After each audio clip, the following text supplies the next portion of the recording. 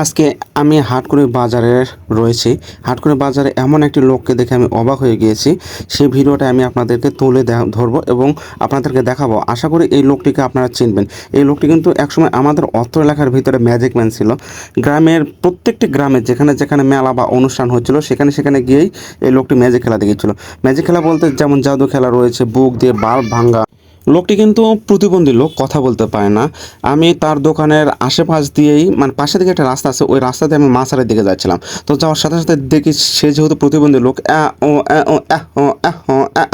করে যখন এরকম করে কথা বলো, তখন হঠাৎ করে আমার কানে আসলো, কি রে এই লোকটাকে, মানে কণ্ঠটা চেনা চেনা লাগে। তো হঠাৎ করে কানে আসার সাথে সাথে আমি তার দিকে তাকালাম, তাকে দেখি বাবারে ওই সেই লোক ম্যাজিক ম্যান, সে আবার দোকান দিছে। তো দেখার সাথে সাথে আমি মোবাইলের ক্যামেরা বের করে আমি আবার তার দোকানে গিয়ে চলে গেলাম।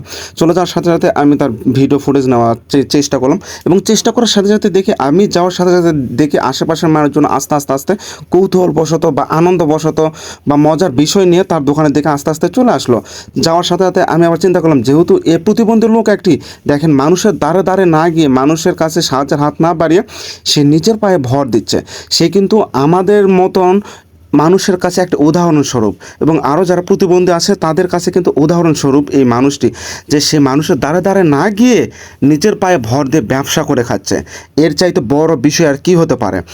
তারপরে আস্তে আস্তে দেখি সে যখন আরও বেশি কথা বলতেছিল এবং আমার ক্যামেরাটা যখন আরও দেখলো, সে আরও উৎসাহিত হয়ে আরও জোরে জোরে কথা বলতেছিল। ওই একটাই কথা,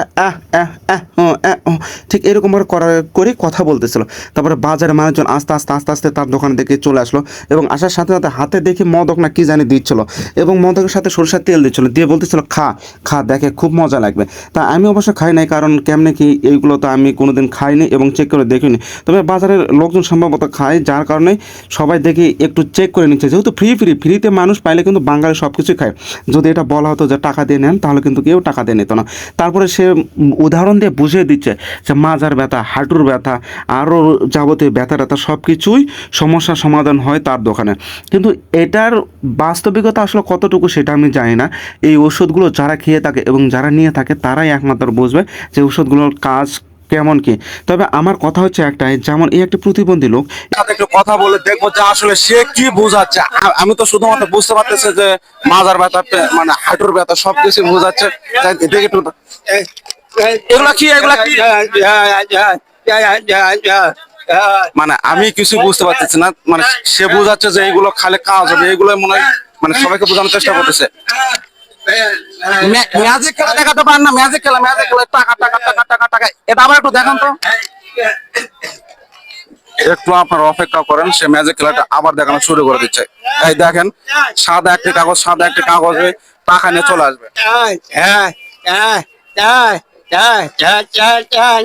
মানে সে বোঝাচ্ছে সাদা কাগজের টাকা দেখাবে। দেখেন,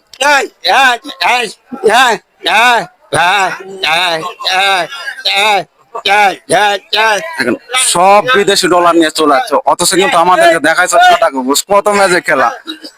মানে আমাদের অত এলাকার ভিতরে একজন ভালো একটি ম্যাজিক করছিল। তো যাই হোক, আজকের ভিডিও এত পর্যন্ত। যারা যারা আসলে আপনারা মানে তার দোকানে আসবেন, অবশ্যই কিছু না কিছু একটা নিবেন, এরকম প্রতিবন্ধকতার লোক যেন নিজের পায়ে দাঁড় করতে পারে। আজকের মতো এখানে শেষ। সবাই ভালো থাকবেন, সুস্থ থাকবেন।